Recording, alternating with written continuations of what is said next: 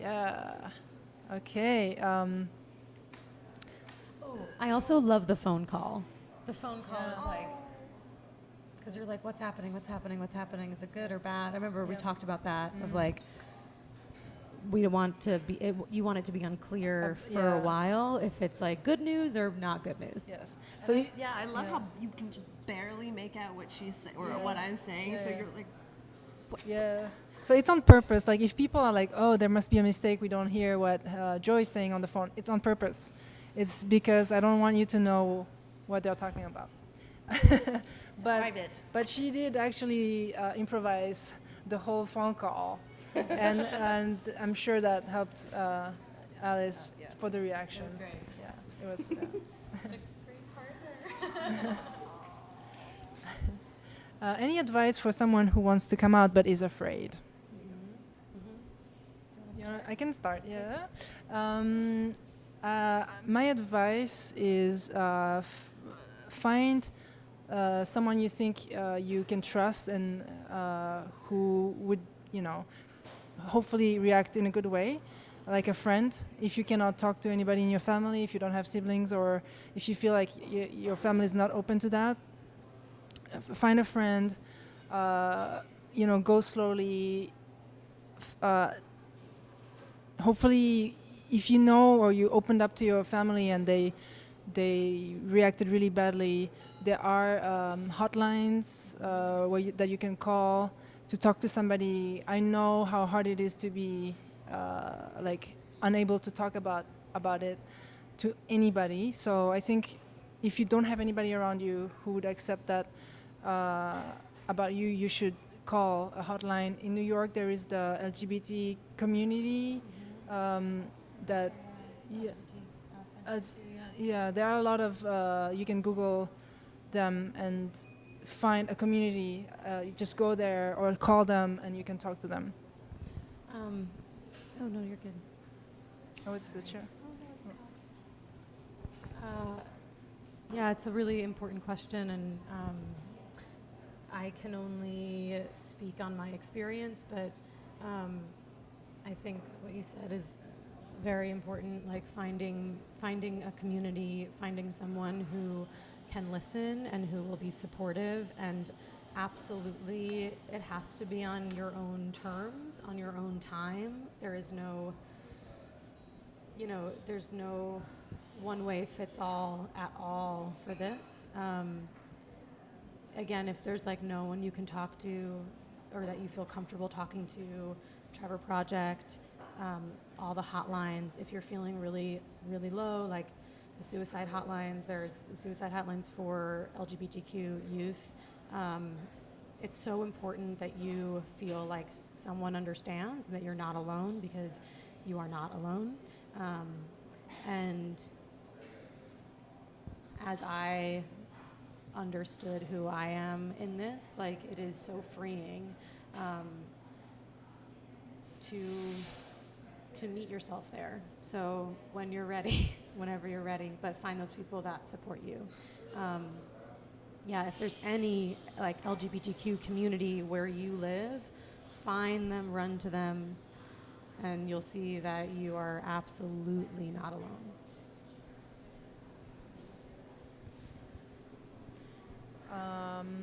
All right, this is the last question.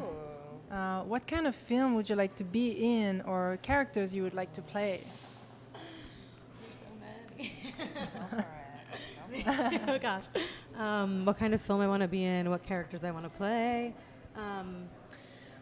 It's endless. Everything. I think I spoke a little bit on this earlier, but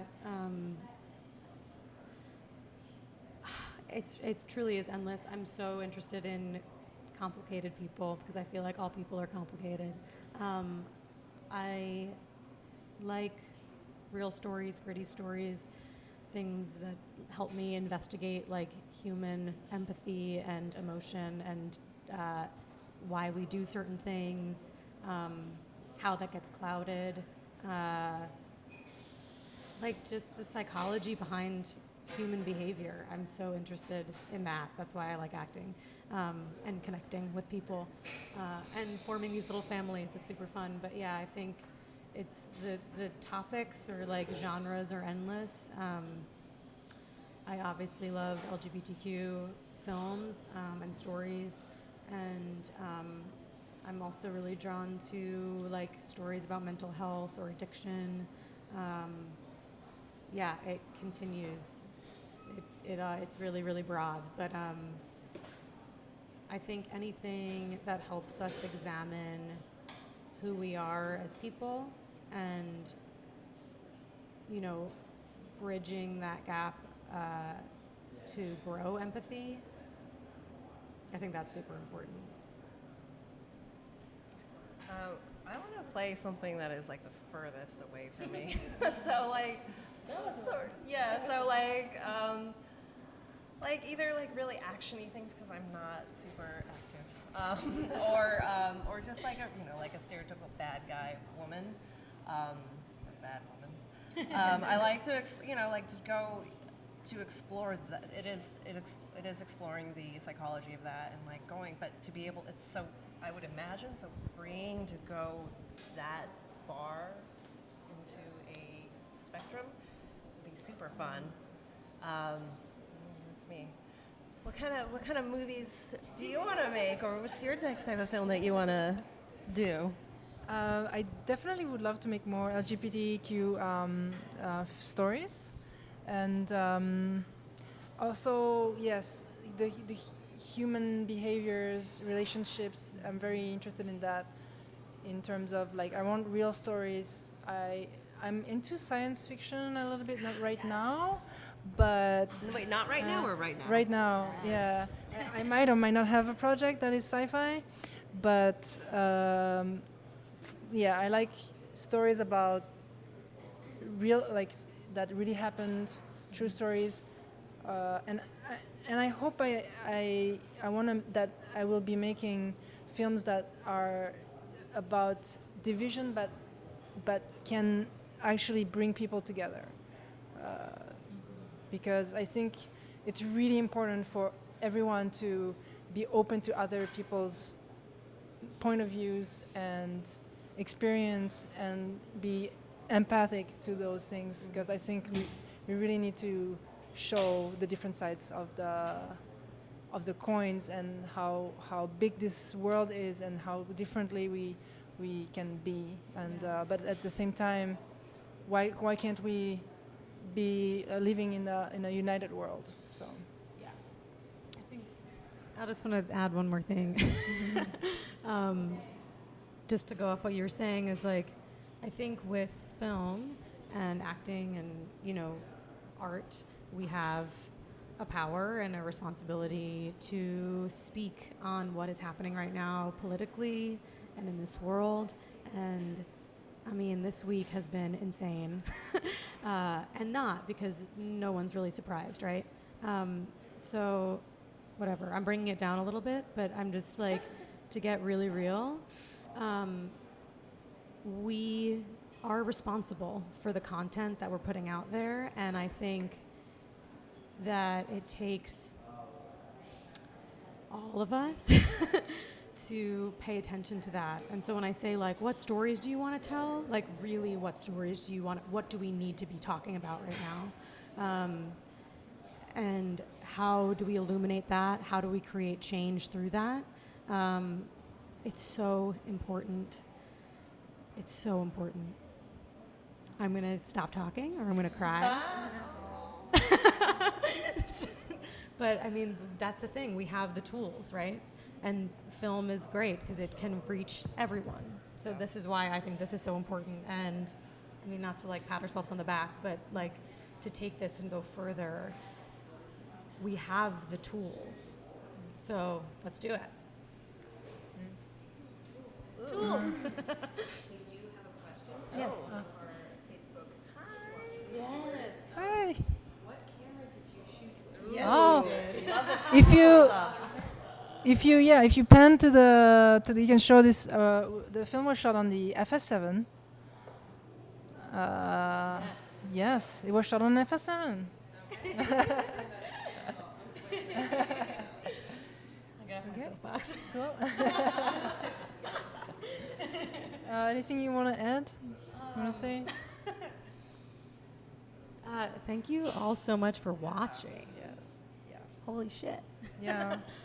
Seriously, thank you for your endless support and for watching. And right now, we said this earlier, but we're at the Coffee Project, Yeah. which is the best place and has the best coffee. I've been addicted to the nitro coffee for forever. Doing a little plug. And the owners are amazing, amazing, amazing. I found them in the East Village, and now we're in Brooklyn at their new spot, and it's so dope. Yeah, it's really cool. Yeah. We showed everything. Yes. It's beautiful. Anything you want to add? Thank you, everyone around the world, for watching this. Thank you for writing, making all of this. It wouldn't was- be possible without you. So It was such a fun project, and to see so many people around the world watching it is incredible. I can't even fathom it right now, but I thank you. Yeah. I hope it's a story that resonated with you and that you appreciate, and will share with others. Yes. I'm just gonna name the other half of the countries because I like that bookend. yeah, it's to be fair, just really so thankful for everyone who watched the film. Peru, El Salvador, India, Vietnam, Bolivia, Colombia, Jamaica, South Africa, New Zealand, Philippines, Norway, Guatemala, Saudi Arabia, Mexico. Thank you. Thank you, Coffee Shop Project. And thank you, Alice. Thank you, Melody. Thank you. And thank you, Jessie, for helping us tonight. Can you show yourself? She just, yeah, there she goes. There she is. Yay!